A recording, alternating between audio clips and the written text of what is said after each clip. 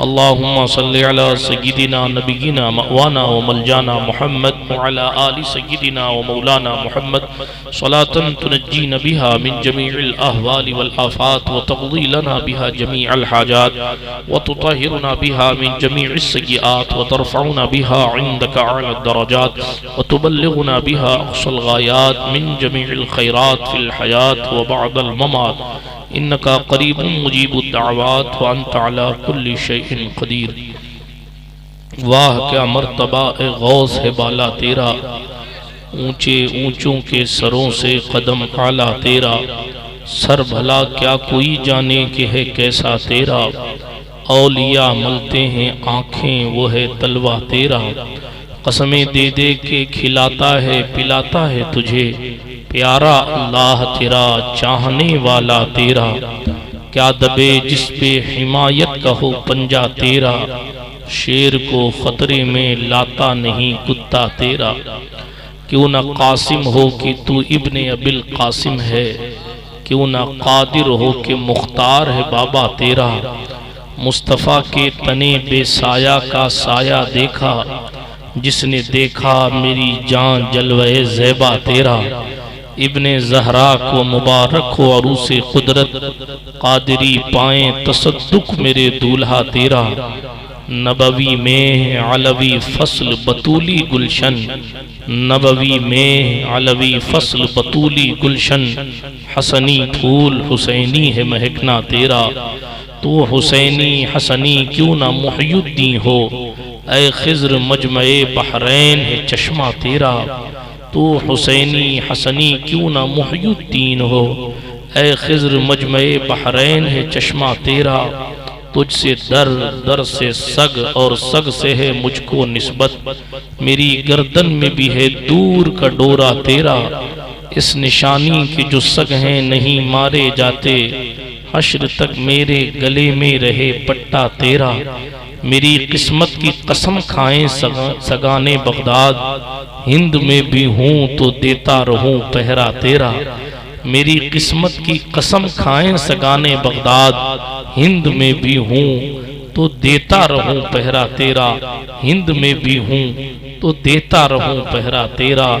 جان تو جاتے ہی جائے گی، قیامت یہ ہے کہ یہاں مرنے پہ ٹھہرا ہے نظارہ تیرا، بد سہی چور سہی مجرم و ناکارہ سہی، بد سہی چور سہی مجرم و ناکارہ سہی، اے وہ کیسا ہی سہی ہے تو کریمہ تیرا، بد سہی چور سہی مجرم و ناکارہ سہی، اے وہ کیسا ہی سہی ہے تو کریمہ تیرا، مجھ کو رسوا بھی اگر کوئی کہے گا تو یوں ہی کہ وہی نہ وہ رضا بندے رسوا تیرا، ہے رضا یوں نہ بلک تو نہیں جید تو نہ ہو، سید جید ہر دہر ہے مولا تیرا، فخر آقا میں رضا اور بھی ایک نظم رفیع، چل لکھا لائیں ثنا خانوں میں چہرہ تیرا۔ علم ہی سے پاتی ہے انسانیت فروغ، انسان زندہ لاش ہے تعلیم کے بغیر، وہ زمانے میں معزز تھے مسلمان ہو کر، اور ہم خار ہوئے تاریک قرآن ہو کر۔ اللہ جل وعلا کا احسان ہے کہ اس نے ہمیں اور آپ کو رات کے اس حصے میں قرآن اور عظمت قرآن کے نام پر، غوث اعظم محافظ قرآن کے نام پر اس مبارک اور مسعود محفل میں بیٹھنے کی توفیق عطا فرمائی ہے۔ جناب نور محمد صاحب کو دل کی عطا گہرائیوں سے ڈبل مبارکباد، ایک تو اس چیز کی مبارکباد کہ ان کے فرزند ارجمند حافظ ناظم صاحب نے قرآن مقدس کو حفظ فرمایا ہے، اور پھر دوسری مبارکباد اس لیے کہ اس نعمت کے شکرانے کے لیے اور اظہار نعمت کے لیے اس مبارک اور مسعود محفل کو انہوں نے سجایا ہے۔ اللہ پاک اس محفل کو قبول فرمائے، اور سجانے میں جن جن لوگوں نے محنتیں اور کوششیں کی ہیں سب کی کاوشوں کو شرف اجابت و قبولیت عطا فرمائے۔ جب آیا تھا تو بتایا گیا تھا کہ 12 ساڑھے 12 بجے تک جلسہ ختم ہو جائے گا. بڑا دل میں مسرور ہوا تھا کہ چلیے آج وقت پر جلسہ ختم ہو جائے گا، مگر مردہ بدستے زندہ، مہمان بدستے میزبان. اے رضا، ہر کام کا ایک وقت ہے، خطاب کو بھی اختتام ہو ہی جائے گا، دل کو بھی آرام ہو ہی جائے گا. جتنا دم راشد بھائی نے لگایا ہے یا جتنا دم شمشاد بھائی نے لگایا ہے، اتنے کی امید میرے سے مت کیجیے. یہ انہی کا جگر تھا جو اس طرح کے مائک میں جان و دل، ہوش و خرد سب کہیں اور پہنچائے ہوئے تھے. ہم تو راجستھان کے خطیب ہیں، اچھے مائکوں کی عادت ہے، کوئی ادیب خطیب بھی نہیں ہے ڈھنگ سے. دل کا درد اپنے الفاظ کے جامع سے لوگوں کی سماعت تک پہنچانے کی کوشش کرتے ہیں. رات کا کافی حصہ گزر چکا ہے، سوچ رہا تھا کہ کیا گفتگو کی جائے،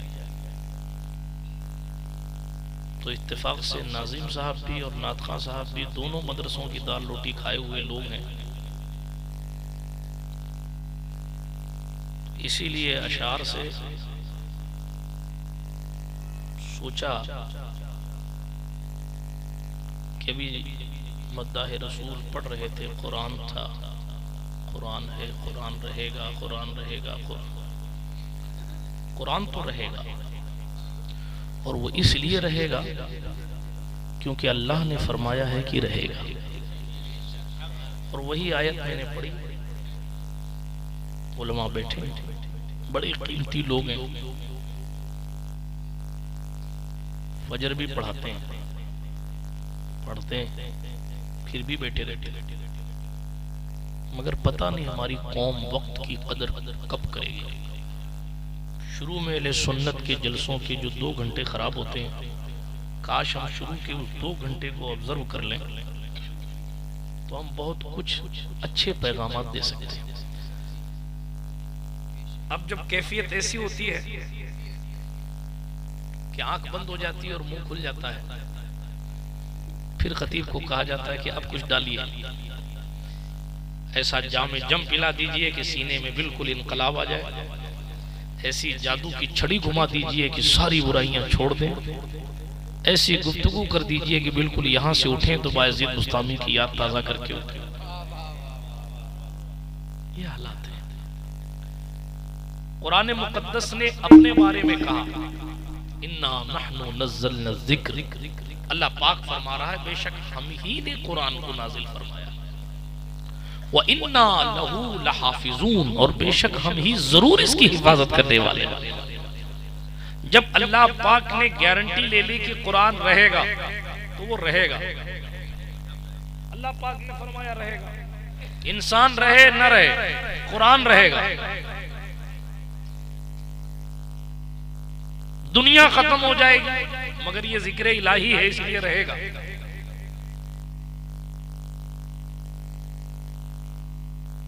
قرآن تو باقی رہے گا مگر مسلمان کا رشتہ قرآن سے باقی رہے گا یا نہیں رہے گا، اس کی گارنٹی رسول اللہ صلی اللہ علیہ وسلم نے اس طرح نہیں لی جس طرح اللہ پاک نے قرآن مقدس کی حفاظت کی ضمانت لی جو اس کی شان کے لائق. بلکہ ہمارے اور آپ کے رسول صلی اللہ علیہ وسلم نے تو یہاں تک فرمایا، مشہور سی حدیث ہے، بخاری شریف کی حدیث ہے، حضور علیہ السلام نے فرمایا اللہ کی قسم میں اس چیز کا خوف نہیں رکھتا کہ تم میرے بعد شرک کرو گے، لیکن مجھے اس بات کا ڈر ضرور ہے کہ تم دنیا دار ہو جاؤ. اس کا ایکو کم کر دو آپریٹر صاحب. تم دنیا دار ہو جاؤ. تو قرآن تو رہے گا مگر مسلمان قرآن والا رہے گا یا نہیں رہے گا. تو پھر قیامت کی نشانیوں میں یہ ہے کہ جیسے جیسے قیامت قریب آئے گی ویسے ویسے علماء اٹھائے جاتے رہیں گے اور لوگوں کا رشتہ کتاب اللہ سے جب کمزور ہوتا جائے گا تو مسلمانوں کی زندگی میں جو قرآن رہنا چاہیے وہ قرآن نہیں ہے. اب قرآن مقدس قسم کھانے کے کام آتا ہے ہمارے لیے. مصحف شریف گھر میں اٹھا کے رکھ دیتے ہیں تاکہ برکت وہاں سے چھن چھن کے آتی رہے. اور جھگڑا ہو جائے بھائیوں میں تو لاؤ قرآن، اور قرآن لا کر کھولو اس کو اور اس پر ہاتھ رکھ کے قسم کھاؤ کہ تو نے سچ کہا کہ جھوٹ بولا. حالانکہ قرآن اپنی زندگی کا عنوان سیٹ کرنے کی کتاب کا نام ہے. قرآن قسم کھانے کی کتاب نہیں ہے، قرآن تو زندگی بنانے کی کتاب ہے. یہ بے خبر نجومی تمہیں کیا بتائیں گے کل ہونے والا کیا ہے قرآن میں پڑھو. واہ بے شک سبحان اللہ. وہ لوگ تھے جنہوں نے قرآن سنا کر لوگوں کو مسلمان بنا دیا. کل ہمارے اسلاف نے تلاوت کلام ربانی کر کے سخت اور پتھر دل لوگوں کے دلوں کو ایسا نرم کیا کہ وہ بھی سورہ فاتحہ کے حافظ نظر آئے. کل وہ لوگ خواجگان نے قرآن سنایا اور اپنے اخلاق کی تصویر قرآن مقدس کے فرمان کی روشنی میں دکھائی. مصطفیٰ کی سنتوں پر عمل کر کے خواجہ نے اپنا کردار دکھایا اور قرآن سنایا تو جے پال جوگی کو بھی عبداللہ بیابانی بنا ڈالا. برادران ملت اسلامیہ حضرت غریب نواز قرآن سنانے ہندوستان میں آئے تھے. خواجہ خواجگان قرآن سنانے ہندوستان میں آئے تھے. شاہ سمنان قرآن سنانے ہندوستان میں آئے تھے. امام احمد رضا خان قرآن کا فرمان عام کرنے ہی ہندوستان کی زمین پر شہر بریلی میں عصر کی نماز کے بعد بیٹھ کر کنز الایمان کا تحفہ لکھوا رہے تھے تاکہ دنیا جان جائے کہ فتاوی رضویہ کے تمام فقہی جزئیات اپنی جگہ ہے مگر قرآن تو بہرحال قرآن. واہ نعرہ تکبیر، نعرہ رسالت، نعرہ حیدری، مسلک اعلی حضرت حضرت علامہ سید نور میاں صاحب قبلہ. افسوس یہ ہے بہت خوب زندہ باد. قرآن پڑھنا نہیں آتا. ابھی اگر پوچھ لوں قرآن رہے گا، کھڑے ہو گئے تھے ماشاءاللہ اچھی بات ہے، کھڑے ہونا چاہیے، لیکن ابھی کہہ دوں کہ ذرا سا پڑھ کے سناؤ نا سورہ فاتحہ مخارج کے ساتھ تو دادا کو بھی ڈھنگ سے یاد نہیں ہوگا. ایسے رہے گا قرآن؟ جس شان کے ساتھ رہے گا اس کی ذمہ داری تو قدرت نے اپنے ذمہ کرم پہ لی ہے. اس پر کوئی ذمہ داری عائد نہیں ہوتی ہے، اس کا کرم ہے کہ لے لیتا ہے. اس کو کوئی مجبور نہیں کر سکتا. وہ لی کیوں ہے ذمہ داری؟ ہمیں تمہیں دیکھتے ہوئے نہیں لی ہے، آمنہ کے لال کو دیکھتے ہوئے. زبور کی ذمہ داری نہیں لی ہے، انجیل کے لیے نہیں کہا کہ ہم اس کی حفاظت کریں گے، اس میں ہیر پھیر نہیں ہونے دیں گے.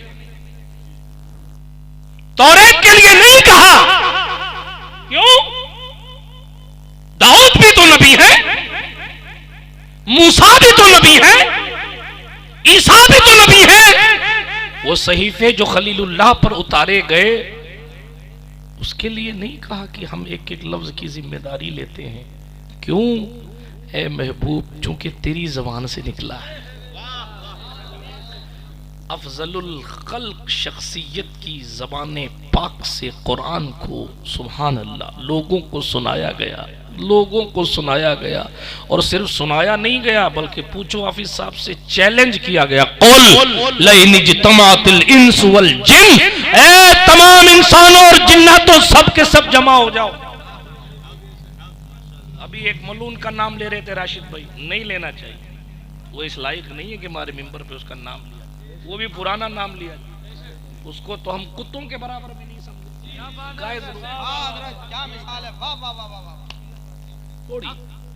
ہاں ایک نہیں، اور یہ تو بیچارے عربی جانتے نہیں، ان سے کیا ہوگا؟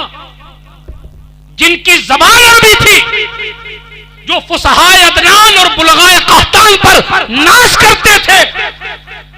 سبع معلقات جنہوں نے پڑھی ہے ان کو پتا ہے کہ معلقات کی کیفیات کیسی ہوا کرتی تھیں اور کس طرح عرب کے لوگ فصاحت و بلاغت کی عربی جانتے تھے اور پھر خانہ کعبہ کی دیوار پر لے جا کر لٹکائے جاتے تھے وہ اشعار جو فصیح و بلیغ شعراء عرب لکھا کرتے تھے. مگر محترم قرآن کیا ہے؟ جو لوگ عربی داں ہیں، جن کی مادری زبان عربی ہے، جن کی کیفیت یہ ہے ہمیں تو عربی سمجھ نہیں آتی، وہ تو پیدا ہوتے ہی عربی بولتے. قرآن انہیں چیلنج کر کے کہہ رہا ہے تم سارے انسان جمع ہو جاؤ، سارے جنات جمع ہو جاؤ، اس بات پر جمع ہو کہ اس قرآن کی مثال لاؤ تو سنو، تم سب ایک دوسرے کے مددگار ہو کر بھی قرآن کی مثال ہرگز نہیں.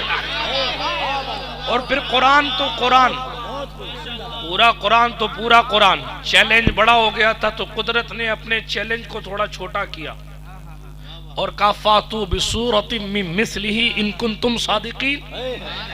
پورا قرآن تو نہیں لا سکتے، ایک سورت لا کر بتاؤ، ایک سورت لا کر بتاؤ.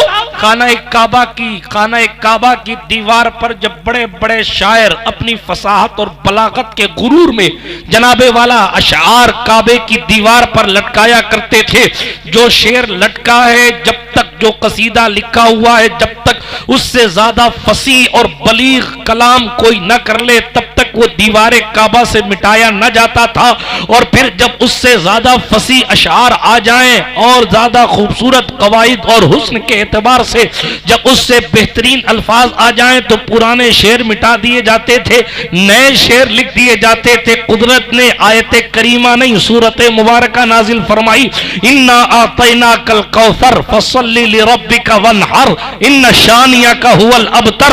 اور کہا اے عمر جاؤ اور خانہ کعبہ کی دیوار پہ یہ لکھاؤ.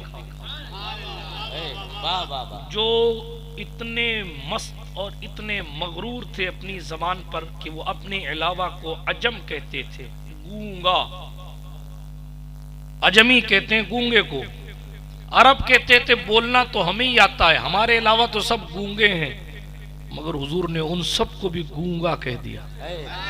اور اعلیٰ حضرت نے، حضور نے تو گونگا کر دیا مگر اعلیٰ حضرت نے کتنی خوبصورتی کے ساتھ نبھایا. کہا تیرے آگے یوں ہے دبیل فصحاء عرب کے بڑے بڑے، چھوٹے چھوٹے نہیں، ایک تو ویسے بھی وہ فصیح ہیں پھر بڑے بڑے فصحاء عرب کے بڑے بڑے. ارے کیسے دبے لچے. حضور نے فرمایا جاؤ لکھ دو. پک اپ نہیں دیکھی کبھی زندگی میں؟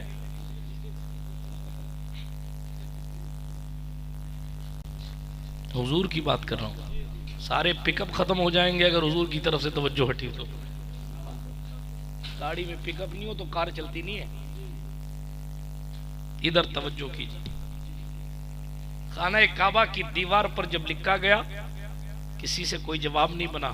اگر کسی نے کہا بھی تو صرف اتنا کہا ما ھذا کلام البشر، یہ کسی انسان کا کلام نہیں، یہ کسی انسان کا کلام. حضور علیہ الصلوۃ والسلام نے جیسے ہی قرآن لکھوایا چپ ہو گئے. چیلنج کیا قرآن نے ایک سورت لے آؤ.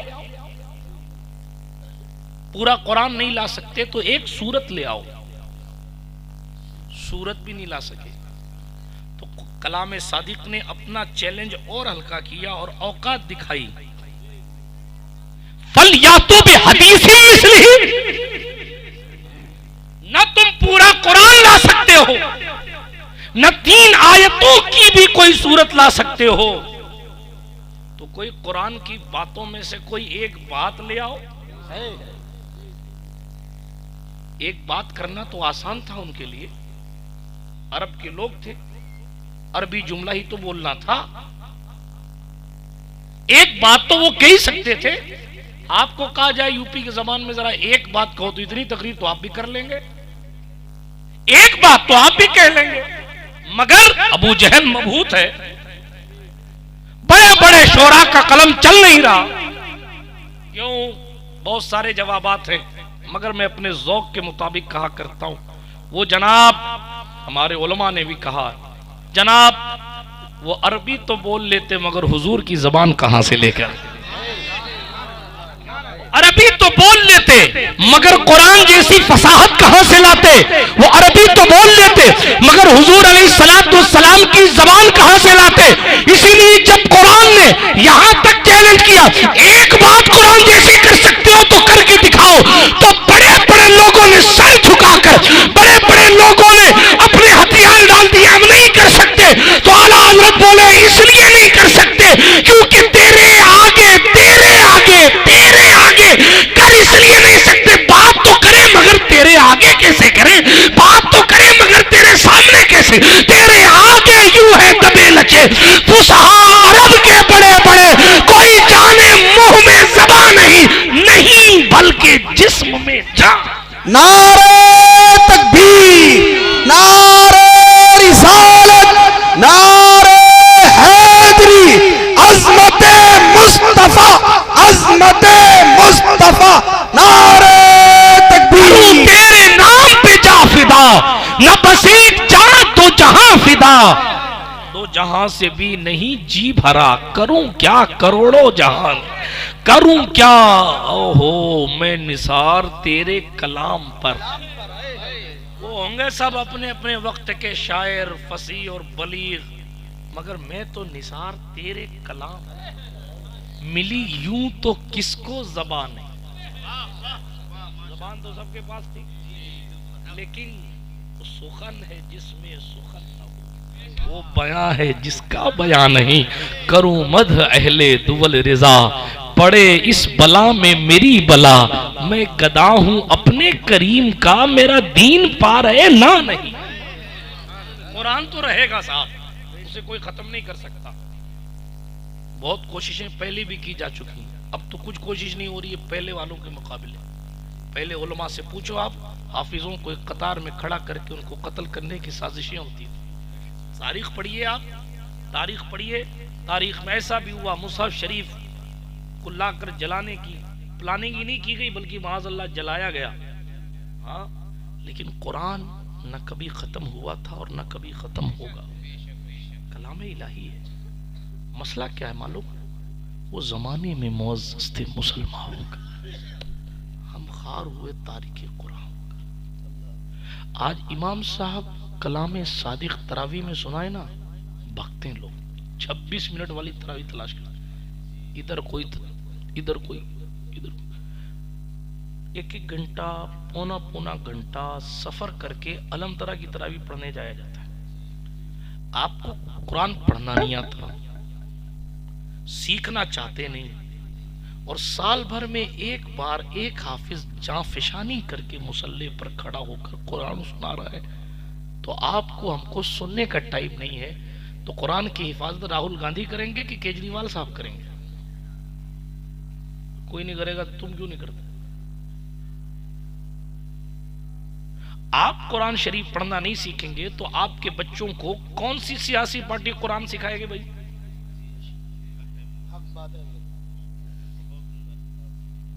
اگر آپ کلام صادق کو پڑھنے کا وقت نہیں رکھتے اور موبائل میں گھنٹوں گھنٹوں ہمارا جوان انسٹاگرام، اسنیپ چیٹ اور پتہ نہیں کیا کیا ڈوبا ہوا، ان کے پیغام ان کے پیغام ان کے پیغام ان کے پیغام سب پڑھ رہا ہے، ضروری تو ضروری گروپ کے غیر ضروری میسیجز کو بھی وہ گھنٹوں گھنٹے وقت دے رہا ہے، اور جو میسج اللہ نے بھیجا ہے اس کو پڑھنے کا جوان کے پاس ٹائم ہی نہیں۔ کل اگر اللہ پاک نے پوچھا کہ تم ایرو گیرو نتو خیرو جمراتی شمراتی سب کے میسج پڑھے، میں نے بھی تو کوئی میسج لے کے پروفٹ کو بھیجا تھا۔ پیغمبر کس کو کہتے ہیں؟ میسج لانے والے کو پیغمبر کہتے ہیں، یہ فارسی کا لفظ ہے۔ پیغام بر، پیغام لانے والا، کثرت استعمال کی وجہ سے پیغمبر ہو گیا، یعنی پیغام لانے والا، پیغام لے جانے والا، پیغام پہنچانے والا۔ اسی لیے عربی میں نبی کو کہتے ہیں دا پروفیٹ میسنجر، مگر فیس بک کے میسنجر پر تو ہمارے گھنٹوں ہیں۔ پروفٹ میسنجر کی سیرت کے لیے ہمارے پاس 10 منٹ بھی نہیں ہے، اور پھر ہم پوچھتے ہیں کہ یہ بے قراری کیوں ہے؟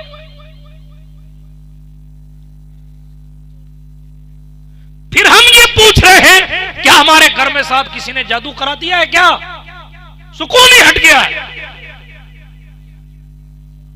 گھر کی لیٹرینیں صاف ہوتی ہیں روزانہ، مگر قرآن کے جزدان پر گرد لگی ہوئی ہے.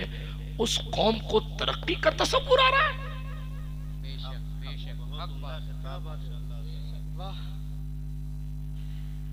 یہ ہماری اور آپ کی ذمہ داری نہیں ہے تو پھر کس کی ذمہ داری ہے؟ لاکھوں سلام ہو صدیق اکبر پر جس نے خانہ کعبہ کے سائے میں پہلا خطاب کیا تھا. امت کے سب سے پہلے خطیب کا نام صدیق اکبر ہے، اور جس کے بدلے میں گلاب کے پھول نہیں دیے گئے تھے چندوسی والوں. پوچھو علماء سے، اتنا مارا گیا تھا کہ قریب تھا کہ انتقال کر جائیں. کیوں؟ تقریر کرنے پر. عمر ابن خطاب کیسے مسلمان ہوئے؟ یہ قرآن تھا جو ان کے بہنوئی نے انہیں سنایا تھا. آپ کی بہن نے آپ کو سنایا تھا، قصہ آپ سنے ہوئے، لیکن وہ قرآن تھا جس نے عمر کے دل کی دنیا کو بدل ڈالا. اب کیوں نہیں انقلاب آتا بھائی صاحب؟ آتا ہے، ہمارے ایریا میں نہیں آ رہا ہے کیونکہ ہم قرآن مقدس کو صحیح معنوں میں وہ توجہ نہیں دے رہے جو اس کا حق ہے. گوگل کیجئے آپ، آج کی تاریخ میں امریکہ میں اسلام پھیل رہا ہے، یورپ کی کنٹریز میں اسلام بڑھ رہا ہے. کسی کی کرامت کی وجہ سے نہیں بڑھ رہا، حضور کے معجزے قرآن مقدس کی وجہ سے. لوگ قرآن پڑھ رہے ہیں، لوگ قرآن پڑھ رہے ہیں. ہم اپنے کو منوانے میں اتنا ڈوب گئے کہ بھول گئے جو کلام الہی ہے اس کو سامنے رکھا جاتا تو اس کی تاثیر ہی الگ ہوتی ہے. جملہ کہوں، بزرگوں کے جملے نقل کر دیے جائیں تو اس کی تاثیر بدل جاتی ہے. جناب جب بزرگوں کے جملے کی تاثیر کی شان یہ ہے تو جن جملوں کو محمد عربی نے اپنی زبان سے ادا کیا تھا اور روح الامین اسے لے کر آئے تھے، اس کلام ربانی کی تاثیر کا معاملہ کیا. بزرگوں کی کتنے وظیفے ہیں؟ یہ وظیفوں کی دنیا بزرگوں کی زبان پر ٹکی ہوئی ہے. ایک بزرگ تھے ان کو ایک اللہ والے نے، خانوادہ اشرفیہ کی بزرگ شخصیت تھی، سید مجتبی اشرف صاحب علیہ الرحمہ. انہوں نے اپنے خلیفہ کو ایک وظیفہ دیا تھا. ان کے خلیفہ تھے، ان کے پاس وظیفہ تھا. وہ کیا وظیفہ تھا؟ چھا چھو چھے، اور پڑھ کے دم کر دیتے تو جنات بھاگ جاتے. لیکن حضرت نے فرمایا تھا کہ یہ صرف تیرے لیے ہے، آگے کی اجازت نہیں. اب آپ بتائیے، واقعہ نہیں سنا رہا ہوں، پھر کبھی سناؤں گا. آپ بتائیے، ایک ولی اگر اپنی زبان سے کہہ دے اس کی تاثیر کا معاملہ یہ ہے، تو قرآن کی تاثیر کی شان کیا ہو؟ ایک پیر صاحب، خلیفہ صاحب، بابا صاحب کوئی وظیفہ بتاویں، یہ پڑھا کرو، مخدوم صاحب کی ربائی پڑھا کرو، غریب نواز کی ربائی پڑھا کرو، غوث پاک کی ربائی پڑھا کرو، ہم مچل جاتے ہیں. ارے صاحب بالکل اب تو کام ہونا ہی ہے. کیوں؟ حضرت نے جن کا سلسلہ متصل ہے، جن کے پاس بزرگوں اور مشائخ کی اجازت، انہوں نے مجھے اجازت دی، اب اس میں تاثیر آئے گی. ایک بات بتاؤ، جب مخدوم پاک کی ربائی میں اتنی تاثیر آ سکتی ہے تو کلام خداوندی میں؟ مخدوم صاحب کی زبان میں تاثیر کہاں سے آئی؟ اس زبان میں تاثیر قرآن لے کر آیا، اس زبان میں تاثیر حضور علیہ الصلوۃ والسلام کی سنتیں اور حدیثیں لے کر آئی. اصل ماخذ قرآن ہے. جتنے نقوش بنائے جاتے ہیں، جتنی تعویذات بنائی جاتی ہیں، جتنے عادات، علم العادات کی دنیا کی سیر کرائی جاتی، ان سب کا مرجع قرآن ہے. مگر ہم نے اپنے اصل کو چھوڑ دیا، اور اصل کو چھوڑ کر پتہ نہیں کدھر چلے گئے. خدا ہی جانے کدھر چلے گی. اللہ کی پناہ. آپ سوچیں، غور فرمائیں کہ ہم نے قرآن مقدس کی، معاف کیجئے گا، کس قدر بے حرمتی اپنے کیریکٹر سے کر رکھی. کس قدر. اللہ کی پناہ. نعوذ باللہ من ذالک. اللہ کی صد بار معاذ اللہ. اللہ کی کتاب کو ہم نے ایسا پس پشت ڈال دیا کہ ہمارے ایمان کی اکملیت، کیا کاملیت ہی ہم سے بہت دور چلی گئی. جملہ بڑا ہے لیکن سخت ہے، اور ضرور، لیکن یہ حقیقت پر مبنی. کیونکہ قرآن نے بنی اسرائیلیوں کو کہا ہے، کیا تم بعض کو مانتے ہو اور بعض پر ایمان رکھتے ہو اور بعض کا انکار کرتے ہو؟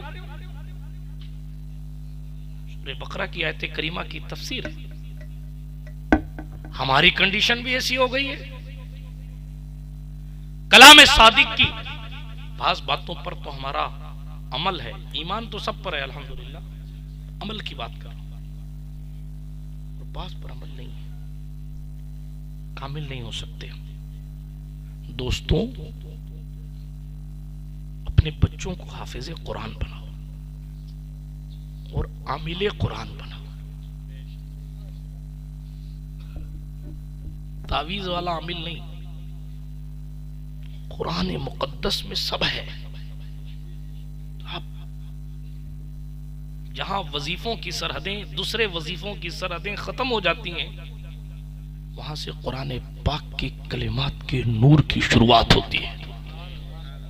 جی کر کے دکھایا ہے خود رسول اللہ نے صلی اللہ علیہ وآلہ وسلم. جی کیا سناؤں آپ کو، کیا چھوڑوں؟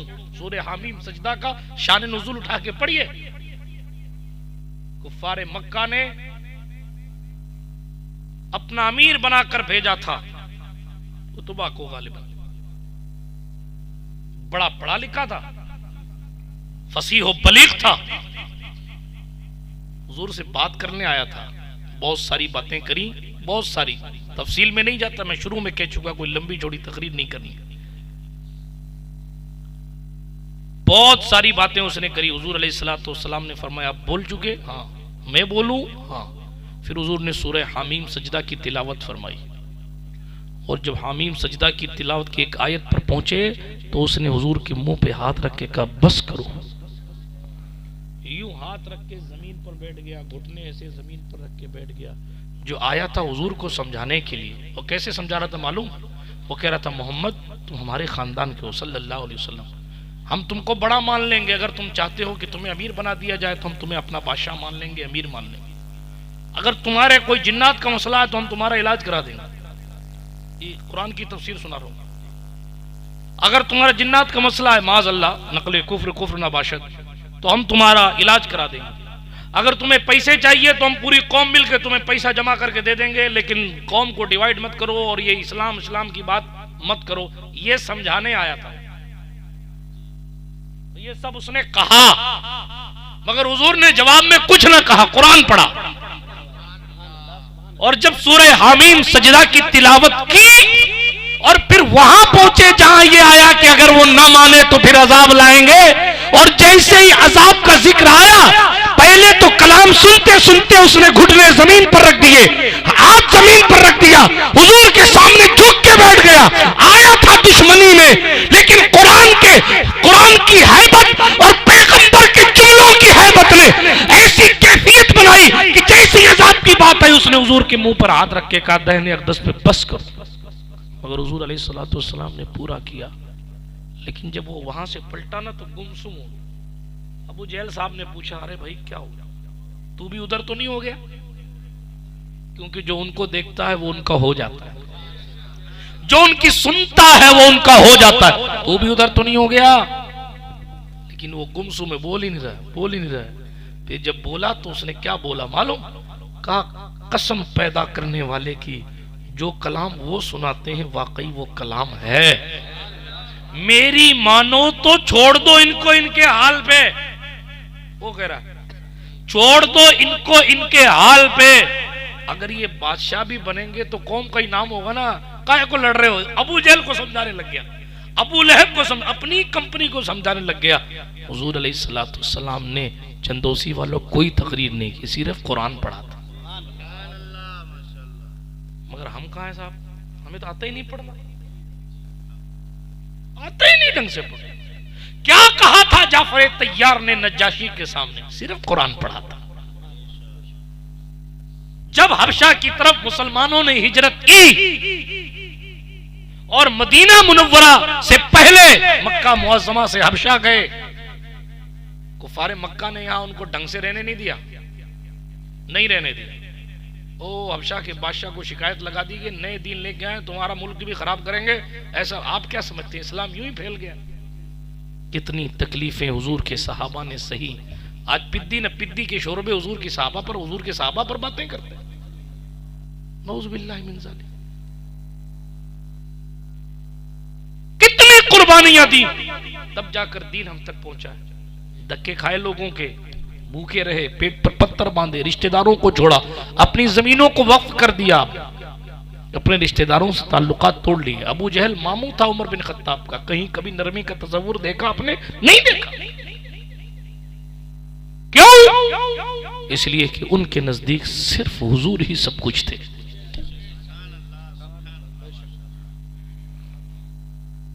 جس حال میں قدرت رکھنا چاہے وہ راضی رہتے تھے.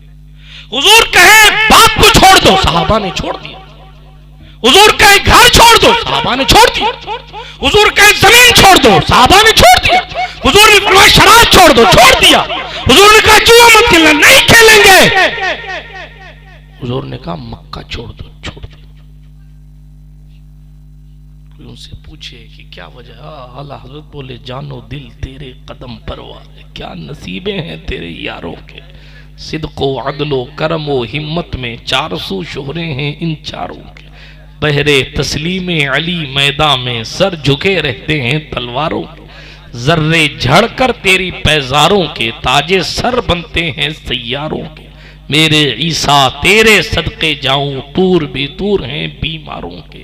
میرے آقا کا وہ در ہے جس پر ماتھے گھس جاتے ہیں سرداروں کے. ہم سے چوروں پہ جو فرمائیں کرم, خلعت زر بنے پشتاروں کے.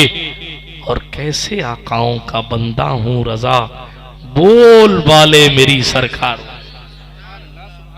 برادران ملت اسلامیہ, بات دور نہ چلی جائے, تقریر ختم کرنے کی کیفیت میں آ گیا ہوں میں. تیزی کے ساتھ آگے بڑھیے.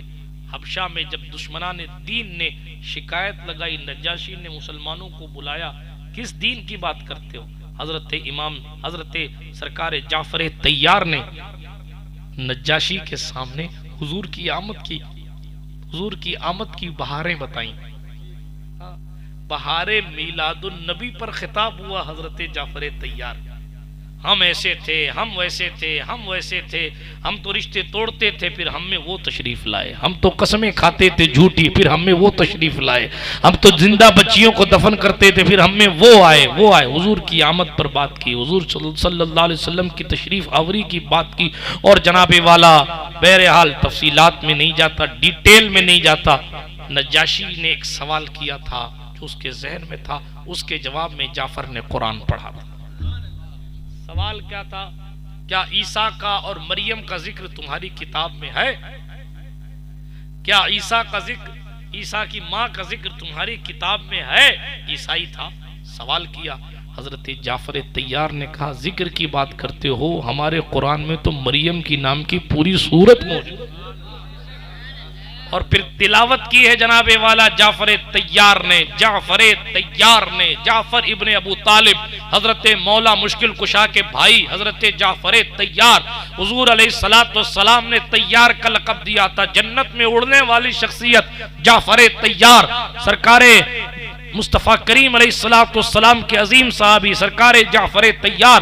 تفصیلات اور ڈیٹیل میں نہیں جاتا. حضرت جعفر طیار نے قرآن پڑھا, پورا دربار رو رہا تھا. دشمن دین نجاشی کی آنکھوں میں آنسو تھے, اور حضرت جعفر طیار سورہ مریم کی تلاوت فرما رہے. چندوسی والوں, کل ہمارا حال یہ تھا کہ ہم قرآن پڑھتے تھے تو دشمن رونے لگ جاتا. آج ہمیں خود پڑھنا ہی نہیں آتا. اپنے نہیں رو رہے غیرے کو. اچھا کچھ پڑھنے والے بھی ایسے ہی ہو گئے اللہ ماشاءاللہ, پتہ نہیں کیا ہے, قرآن کے حسن کو بگاڑ. ارے بھائی 1 سال اور دور کر لو, 2 سال دور کر لو, مگر اللہ کے کلام کی عظمت کو سمجھ کر رضائے الہی کے لیے صحیح پڑھو. تراویح میں سامے سے پیکٹ کرنے سے مسجد کی کمیٹی کو راضی کیا جا سکتا ہے, خدا کو راضی نہیں کیا جا سکتا. حافظ اسی وقت صحیح پڑھے گا جب اس کے دل میں خدا کا خوف ہوگا. اور میرا نظریہ اس معاملے میں یہ ہے 70 لقمے لینے پڑیں 70 لو, مگر قرآن صحیح پڑھو, کیونکہ 70 لقموں کی وجہ سے آپ کی جگہ تو جا سکتی ہے, آپ کے دل سے عشق رسول نہیں جائے گا. کیوں؟ اس لیے کہ جناب قرآن کلام خدا ہے. ابا جی کی بات توڑ مروڑ کے پیش کرو تو ابا جی ناراض ہو جاتے ہیں. خدا کا کلام توڑ مروڑ کے پڑھو گے تو خدا راضی رہے گا. وہاں تو غلطی کی وجہ سے نماز اور چلی جاتی ہے. 20 پڑھائی نہیں, 20 اپنے اوپر واجب کر لی, اور 100 لوگوں کو پڑھائی تو ان 100 لوگوں کی اپنے اوپر واجب کر. بیڑا غرق کرنے سے اچھا ہے بیڑا ترانے کی کوشش. بات سمجھ شریف میں آ رہی ہے؟ سب کو میں سمیٹتے ہوئے آگے بڑھ رہا ہوں. جعفر طیار نے قرآن پڑھا, آنکھوں میں آنسو. اچھا پھر یہی قافلہ جب مدینے آیا اور حضور کو قصہ سنایا کہ سرکار اس طرح کلام پڑھا گیا اور اس طرح لوگ رو رہے, تو پھر حضور نے سورہ یاسین کی تلاوت کری. اب جب حضور نے تلاوت کری سبحان اللہ, تو جنہوں نے نجاشی کے دربار میں سب کو رلا دیا تھا وہ خود زار زار رو رہے. کیا بیان کیا جائے, کیا چھوڑا جائے. لیکن دوستوں, کون سا ایسا ولی ہے جس نے قرآن سے رابطہ کمزور رکھا ہے؟ مولا علی کے بارے میں خود امام اہل سنت اعلیٰ حضرت علی رحمہ نے لکھا کہ وہ ایک پاودان سے, گھوڑے کے ایک پاودان سے دوسرے پاودان پر پیر رکھتے تو قرآن مکمل کر لیتے. قرآن سے محبت تھی. امام زین العابدین نے کربلا دیکھا مگر تلاوت میں کبھی کمی نہ کی. رات بھر تلاوت کرتے, دن بھر تلاوت کیا. امام ائمہ سراج الامہ کاشف الغمہ نعمان ابن ثابت, حضرت امام اعظم ابو حنیفہ, جس جگہ آپ کا انتقال ہوا 60,000 تقریباً کم و بیش کلام پاک کی تلاوت انہوں نے ایک جگہ بیٹھ کے فرمائی. ہم ہیں کہاں؟ خواجہ صاحب کی سیرت پڑھیے, قرآن کی تلاوت.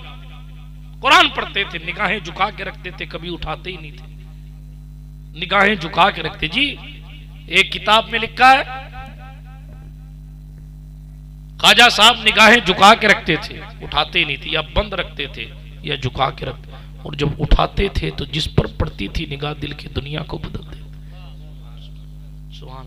اور بلکہ جناب والا ایک کتاب میں تو یہاں تک لکھا کہ خواجہ خواجگان جب اپنے حجرہ خاص سے ذکر اللہ کر کے باہر نکلتے تھے تو قطب الدین بختیار کاکی اور صوفی حمید الدین ناگوری جیسے لوگ چھپ جایا کرتے تھے. آنکھوں سے وہ نور کی تجلی نکلتی تھی کہ پتھر پر پڑتی تو پتھر پھٹ جاتا. جب ان کے گدا بھر دیتے ہیں شاہان زمانہ کی جولی, محتاج کا جب یہ عالم ہے تو مختار کا عالم, مختار کا عالم کیا ہو. دوستوں, قرآن مقدس بڑی اہم ترین چیز ہے. ہمیں چاہیے کہ ہم قرآن سیکھیں. سرکار خواجہ خواجگان غریب نواز رضی اللہ تعالیٰ عنہ کی بات آئی, کیا سناؤں آپ کو, کیا چھوڑوں. غوث پاک سرکار, مجھے کہا گیا تھا غوث پاک پہ بھی بول دیجیے, غوث پاک قرآن پاک اپنی ماں کے پیٹ میں یاد کر کے آتے ہیں, 18 پارے سنا دیتے ہیں اور پھر باقی بھی بیٹھ کے یاد کرتے ہیں. جی, اور 18 سال کی عمر میں ولایت, حفظ اور عالمیت ہونے کے باوجود بھی 18 سال کی عمر میں ایجوکیشن حاصل کرنے کے لیے, علم حاصل کرنے کے لیے جیلان چھوڑ کر بغداد جاتے ہیں. جیلان ہے ایران میں, بغداد ہے عراق میں. ایران کی بھاشا فارسی ہے, عراق کی لینگویج عربی ہے. ایران عجم میں آتا ہے, عراق عرب میں آتا ہے. ایک کنٹری سے دوسری کنٹری کا سفر 1000 سال پہلے کیا آپ نے. دین سیکھنے کے لیے. وہ کنٹری ونٹری چھوڑیے، ایک محلے سے دوسرے محلے ہم نہیں جاتے دین سیکھنے. اور کئی کئی ایسے خطرناک قسم کے رشتہ دار، مولوی بنا رہے ہو بچے کو. مولوی کیا کھائے گا، کیا کھائے گا؟ ہم نے کہا قدرت نے اس علم میں جو برکت رکھی ہے وہ کہیں نہیں ہے. آپ دیکھیں جو لوگ 80-80 ہزار روپے تنخواہیں 80-80 ہزار روپے پا رہے ہیں نا، وہ بھی صبح صبح نگاہ امید لگائے بیٹھے ہیں کوئی چائے ہم کو کوئی اور پلا دے. ہاں ڈاکٹروں کو دیکھ لیجئے 1.5 لاکھ روپیہ تنخواہ، پھر بھی سائیڈ سے پیسہ چاہیے.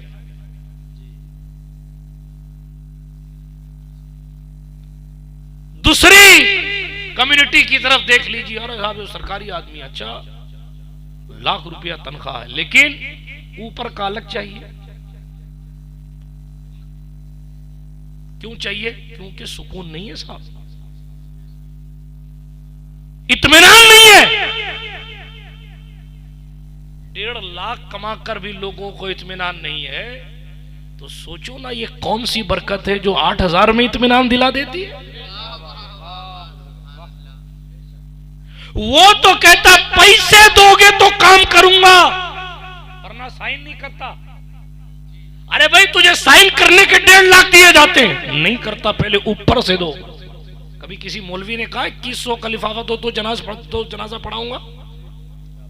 کہا کبھی نہیں، کہا کبھی نہیں کہا. کیوں؟ اس لیے کہ جس کے دل میں رسول اللہ کی وراثت کا علم ہوتا ہے، قدرت علم کے ساتھ اطمینان ڈال ہی دیتی. بلکہ جناب بعض اوقات تو ایسا ہوتا ہے 1.5 لاکھ والوں کے لباس گندے ہوتے ہیں اور 8,000 والوں کے لباس چمکتے ہوتے ہیں، اور یہ چمک 8,000 کی وجہ سے بعد میں ہے، پیغمبر انسانیت کی دین کی غلامی کرنے کی وجہ سے پہلے ہے. اور 1.5 لاکھ کمانے والے لوگ جب بے قرار ہوتے ہیں تو 8,000 والوں کے پاس آ کے کہتے ہیں چین قرار سکون کی دعا تم کر دو. 1.5 لاکھ تو تم کماتے ہو، سکون کی دعا 8,000 والا کرے. ہاں کیوں؟ اس لیے کہ وہ علم جو آپ کا ہے وہ رسول علیہ السلام کی رضا کے لیے حاصل نہیں کیا گیا. جو علم ہمارا ہے الحمدللہ یہ علم وہ ہے جو مصطفیٰ جان رحمت نے اپنے صحابہ کو عطا فرمایا. بلکہ آخری جملے کہہ دوں، میں نے 10 کانفرنس میں یہ کہا ہے کہ جب آپ کا بیٹا کوئی ڈاکٹر، انجینئر اور پروفیسر بن کر آتا ہے تو وہ یہ کہہ سکتا ہے کہ آج میں اس کرسی پر بیٹھا ہوں جس پر پنڈت نہرو، بھیم راؤ امبیڈکر جیسے لوگ بیٹھتے تھے. لیکن جب قرآن کا حفظ کر کے یا قرآن مقدس کے مفاہیم کو سمجھ کر عالم بن کر آتا ہے تو منبر پر بیٹھ کر کہتا ہے الحمدللہ ہم اس کرسی پر بیٹھے ہیں جس پر کبھی غوث اعظم بیٹھا. تکبیر، نعرہ رسالت، عظمت قرآن، نعرہ تکبیر، نعرہ حیدری. منسٹر صاحب ہو، کلکٹر صاحب ہو، ڈاکٹر صاحب ہو، کوئی صاحب ہو، ان کا جو ایجوکیشن ہے وہ دنیا میں کام آتا ہے اور آئے گا. لیکن ہمارا جو ایجوکیشن ہے وہ زمین کے اوپر بھی کام آتا ہے، زمین کے اندر بھی کام آتا ہے. وہ اس لیے کہ سورۃ الضحیٰ کی تلاوت کرنے والا جب دنیا سے جاتا ہے ایمان لے کر اور فرشتے پوچھتے ہیں ما کنت تقول فی حق ھذا الرجل، تو وہ جواب دیتا ہے اللہ کی سرتاب قدم شان ہے، یہ انسان ہی انسان، وہ انسان ہے. یہ قرآن تو ایمان بتاتا ہے انہیں، ایمان یہ کہتا ہے میری جان شمس الضحیٰ یہی تو ہے، بدر الدجیٰ یہی تو ہے، نور الہدیٰ یہی تو ہے، کاف الورا یہی تو ہے، جن کو پکارتی ہے خلق صبح و مساء یہی. نعرہ تکبیر، نعرہ رسالت، عظمت مصطفیٰ، عظمت مصطفیٰ سید نور میاں صاحب قبلہ. اس لیے بے شک دنیا کا علم حاصل کیجئے مگر وہ وراثت جو تاجدار کربلا نے محفوظ کر کے امام زین العابدین کو دی تھی، وہ لے کر مدینہ منورہ آئے تھے، اس وراثت کی ذمہ داری ہماری اور آپ کی ہے۔ اس لیے دوستو قرآن سے اپنا رابطہ مضبوط کرو۔ کیسے کرو گے؟ آدھا گھنٹہ یا 1 گھنٹہ روز اپنے عالم صاحب، امام صاحب، قاری صاحب، مبلغ صاحب، حافظ صاحب، کسی سے بھی آپ وقت لیجیے اور کہیے آدھا گھنٹہ صرف ہم آپ کا قیمتی لیں گے، مغرب بعد عشاء بعد جب ہم اپنے کام دھندے سے فری ہو جائیں گے تو آپ کے پاس آئیں گے یا آپ کو ہم بلا لیں گے اور آپ ہم کو مخارج کے ساتھ قرآن پڑھنا سکھا دیجیے۔ کریں گے؟ اگر نہیں کریں گے تو نقصان میں رہیں گے۔ خالی یوں ہاتھ کر لینے سے دین بچتا نہیں۔ اگر یوں ہی دین بچ جاتا تو اعلیٰ حضرت بیچارے نہیں کہتے ایک طرف آدائے دین اور ایک طرف ہے حاسدین، بندہ ہے تنہا شاہ تم پہ کروڑوں ستم جھیلے ہیں، جنگ لڑی ہے قلم سے، تب کہا ہے کل کے رضا ہے خنجر خونخوار برق بار، عادا سے کہہ دو خیر منائے اب نہ شر کریں، لیکن قربانیاں دی۔ وقت ہوتا تو میں آپ کو سناتا قربانیوں کا۔ جتنے لوگ ہیں اللہ والے سب نے قرآن کی خدمت کی، سب نے قرآن کی خدمت کی، کوئی ولی ایسا ہوا ہی نہیں اس کا رشتہ قرآن سے کمزور ہو، سب کا رشتہ قرآن سے مضبوط تھا۔ اور اس شان کے ساتھ مخدوم پاک نے قرآن مقدس کی تفسیر لکھی تھی فارسی میں۔ یہ قرآن مقدس سے رشتہ تھا، یہ ہمارا آپ کا کمزور ہو گیا اور ہم نے یہ سوچا یہ قبر والے جتنے لوگ ہیں یہ خالی تعویذ دعا اور منتیں مرادوں کی فیکٹریاں ہیں اور یہاں یہی ہوتا ہے اور کچھ نہیں ہوتا۔ یہ بہت بڑے بڑے عالم لوگ، بات سمجھ شریف میں آ رہی ہے، بڑی محنتیں کی ہیں۔ حضرت سرکار مخدوم پاک کے خلیفہ حضرت شیخ شہاب الدین دولت آبادی، آپ کا لقب ملک العلماء ہے۔ آج بھی بیروت لبنان میں آپ کی لکھی ہوئی کتابوں کے نسخے موجود ہیں۔ اب بتائیے جب خلفاء کا علمی لیول یہ ہے، جن سے اکتساب فیض کرتے تھے، جب ان کا مبلغ علم یہ ہے تو جنہوں نے پڑھایا سکھایا اور سمجھایا ہے اس کا شان علم۔ بنگال کے علماء سے کئی باتوں پر مناظرہ کیا مخدوم پاک، اتنے جید عالم دین تھے۔ دوستوں ہم ہی کورے ہو گئے اور نتیجہ ہماری نگاہوں کے سامنے۔